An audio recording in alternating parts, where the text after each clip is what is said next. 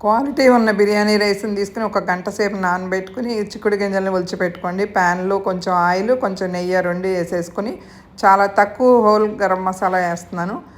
అలాగే షాజీరా కొంచెం, సోంపు కొద్దిగా ఏసేసి ఇలా ఏంచేసుకొని, ఒక బిర్యానీ ఆకు, ఉల్లిపాయలు, పచ్చిమిరపకాయలు మీ రుచిని బట్టి పచ్చిమిరపకాయలు ఏసుకొని ఎర్రగా ఏయించుకున్న తర్వాత, ఒక టేబుల్ స్పూను అల్లం వెల్లుల్లి పేస్టు, ఒక టేబుల్ స్పూను ఉప్పు, ఇవన్నీ చిక్కుడు గింజలు, కొత్తిమీర, పుదీనా ఇవన్నీ ఏసేసి ఎర్రగా ఏంచేసుకోండి. మరీ ఎర్రగా కాకుండా ఏంచేసుకొని, కొబ్బరి పాలు ఒక గ్లాస్ బియ్యానికి 1.5 కొబ్బరి పాలు ఏసుకొని మరిగిపోయిన తర్వాత, బియ్యం కూడా ఏసేసుకొని, పుదీనా, కొత్తిమీర, కొంచెం జాజికాయ పొడి కొంచెం ఇవన్నీ ఏసేసి ఇలా పెట్టేసి కుక్కరు మూత పెట్టేసుకోండి. మూత పెట్టేసిన తర్వాత అడుగున ఒక ప్యాన్ పెట్టేసేసి ఒక 10 నిమిషాలు ఉంచేసి తీసేయండి.